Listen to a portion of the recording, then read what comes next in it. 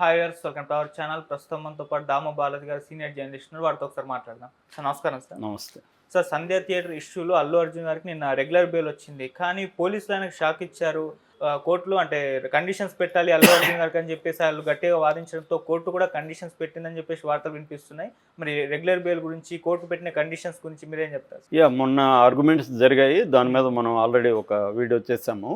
So ప్రధానమైన arguments prosecution తరపున అంటే పోలీసుల ఆర్గ్యుమెంట్స్ని ప్రాసిక్యూటర్ కోర్టులో ప్రజెంట్ చేస్తారు మామూలుగా. సో ఆ రకంగా మనం పోలీసుల అబ్జెక్షన్స్ అనొచ్చు. మామూలుగానే ఎనీ కేసులో జనరల్గా పోలీసులు అబ్జెక్ట్ చేయడం అనేది వాళ్ళ విధి. కాకపోతే ఈ అబ్జెక్షన్ అనేది రెండు రకాలుగా ఉంటుంది. ఒకటి, గట్టిగా ఈయనకి బెయిల్ రాకూడదు అనుకుంటే చాలా స్ట్రాంగ్గా వాళ్ళు అబ్జెక్ట్ చేయడం, దానికి సంబంధించిన అంటే ఇతను ఎంత ఇన్వాల్వ్ అయినాడు ఆ నేరంలో ఇవన్నీ ప్రజెంట్ చేయడం, ఇవన్నీ ట్రై చేస్తారు. లేదు నామకే వస్తే వ్యతిరేకించినాం అన్నట్టుగా వ్యతిరేకిస్తారు. నేను ఆ రోజే చెప్పాను, పోలీసులు చాలా స్ట్రాంగ్ ఏం ఆర్గ్యూ చేయలేదు. బయట వాళ్ళు అల్లు అర్జున్ని దోషుని నిరూపించడానికి వీడియోలు చేసి జడ్జి యువర్ సెల్ఫ్ అని అఫీషియల్ దీంట్లో కూడా వాళ్ళు పెట్టుకున్నారు. యాక్చువల్గా కోర్టులో ఉన్నప్పుడు బయట ట్రయల్స్, మీడియా ట్రయల్స్ కానీ ఇలాంటివి చేయొద్దని సుప్రీంకోర్టు గైడ్లైన్స్ చాలాసార్లు ఉన్నాయి, కానీ అది ఎవరూ పట్టించుకోవట్లేదు. అల్లు అర్జున్ దోషాన్ని నిరూపించడానికి ఇటు కాంగ్రెస్ పార్టీ, ఇటు సోషల్ మీడియా, ఇటు పోలీసులు అందరూ కూడా ట్రై చేసి ఆ వీడియోలంతా బయటపెట్టి అల్లు అర్జున్ రావడం వల్ల ఎలా ఇదైంది అవన్నీ కూడా చేశారు. నిజానికి వాళ్ళు చేయాల్సింది కోర్టులో అల్లు అర్జున్ వల్లనే ఇది జరిగింది. అల్లు అర్జున్ రావద్దంటే కూడా వచ్చాడు.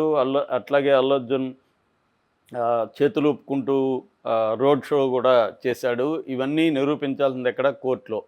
కానీ అవేమీ చేయలే వాళ్ళు. మామూలుగా జనరల్గా వ్యతిరేకించారు. మామూలుగా ఏం వ్యతిరేకిస్తారు? 3 గ్రౌండ్స్లో జనరల్గా బెయిల్ని వ్యతిరేకిస్తారు.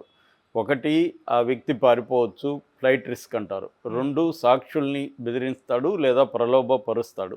3, సాక్ష్యాధారాలని తారుమారు చేస్తాడు. ఈ 3 ఆస్పెక్ట్లలో జనరల్గా పబ్లిక్ ప్రాసిక్యూటర్ వ్యతిరేకిస్తారు. దీంట్లో కూడా అదే వ్యతిరేకించారు. దీంట్లో ఏంటంటే పారిపోతాడు అనలేదు, సాక్షుల్ని ఇన్ఫ్లుయెన్స్ చేసే అవకాశం ఉంది అన్న ఒక పాయింట్ మీద మాత్రం వ్యతిరేకించాలి తప్ప ఇతని ఇన్వాల్వ్మెంట్ ఎంత ఉంది, ఇతను ఎంత స్ట్రాంగ్గా ఇన్వాల్వ్ అయ్యాడు దీంట్లో, మేము రావద్దంటే కూడా వచ్చాడు, ఈ వీడియోలు ఇవన్నీ పెట్టి అక్కడ చేసినట్టుగా అయితే బయట రాలేదు. మనం కోర్టులో వెళ్ళి చూడలేదు, రిపోర్ట్ అయిన దాన్ని బట్టే మనం చెప్తున్నాను.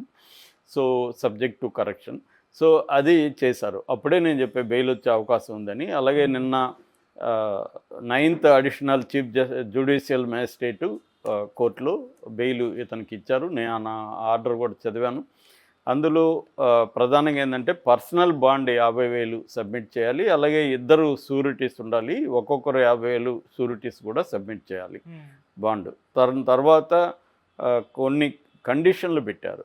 ఈ బెయిల్ మామూలుగానే ఇలాంటి క్రిమినల్ కేసులో ఇది బెయిలబుల్ నేరం కాదు, నాన్ బెయిలబుల్ నేరం. ఎందుకంటే 105 సెక్షన్ 105 బిఎన్ఎస్ ఇదేంటంటే culpable homicide not amounting to murder. అంటే తాను చేసే చర్యల వల్ల ప్రాణాలు పోతుందని నాలెడ్జ్ ఉండి తెలిసి కూడా చేయడాన్ని కల్పబుల్ హోమిసైడ్ అంటారు. యాక్సిడెంట్లు అలాంటి కోవ కిందకే వస్తాయి, కానీ ఇంటెన్షన్ ఉండదు. తను చంపాలని ఇంటెన్షన్ ఉండదు, కానీ తను వెళితే చనిపోతారు అని తెలిసి కూడా ఇతను వెళ్ళినాడు అనేది ఇతని మీద కేసు. కానీ ఇతనికి చెప్పినట్టుగా వాళ్ళు ప్రూవ్ చేయలేదు ఇప్పటివరకు. రావద్దని చెప్పినట్టుగా చేయలేదు. థియేటర్కి మాత్రం రావద్దని చెప్పినట్టుగా ఒక లెటర్ మాత్రం బయట పెట్టారు. అది కోర్టులో సబ్మిట్ చేస్తున్నారా లేదో తెలియదు మనకి. సో ఏదేమైనా ఇతను A11 కాబట్టి A11గా పెట్టారంటేనే ఇతనికి ముందు A10 అక్యూజ్డ్ ఉన్నట్టే కదా.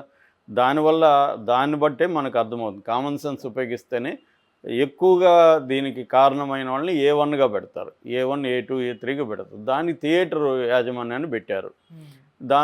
8 వరకు. దాని తర్వాత 9, 10 వీళ్ళ మేనేజర్లను పెట్టారు, అల్లు అర్జున్ మేనేజర్ని. 11 పెట్టారంటేనే అర్థం ఈయనకి అంత రోల్ లేదని మనకు అర్థమవుతుంది అది.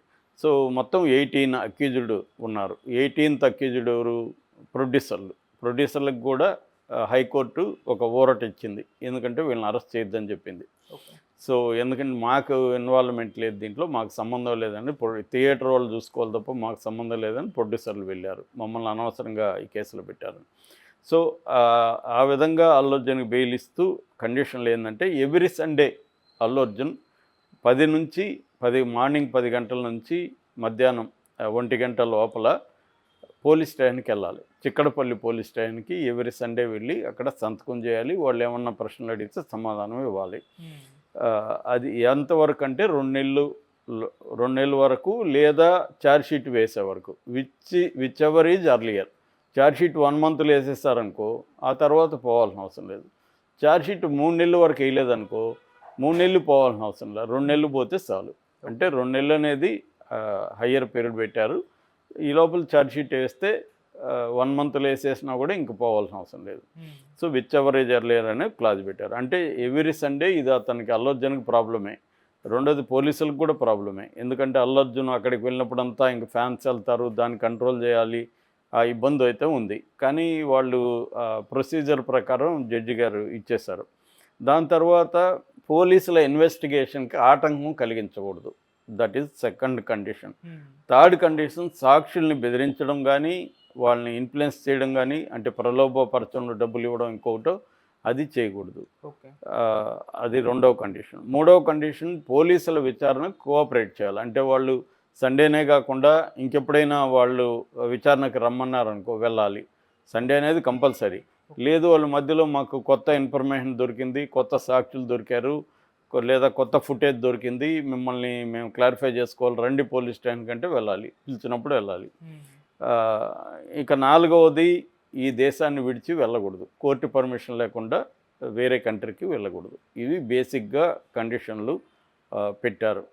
సో దీంట్లో బెయిల్కి సంబంధించి ఇతని తరపున, అల్లు అర్జున్ తరపున అశోక్ రెడ్డి, తర్వాత నిరంజన్ రెడ్డి, మెయిన్ ఆర్గ్యుమెంట్స్ అంతా, అంటే ఫైలింగ్ ఇవన్నీ అశోక్ రెడ్డి చేశాడు. మెయిన్ ఆర్గ్యుమెంట్ అంతా కూడా నిరంజన్ రెడ్డి చేశాడు. నిరంజన్ రెడ్డి ఆల్రెడీ హైకోర్టులో ఏమేమి విషయాల మీద ఆర్గ్యూ చేశాడు, అదే ఆర్గ్యూ చేశాడు. అంటే అల్లు అర్జున్ని రావద్దని ఎవరు చెప్పలేదు.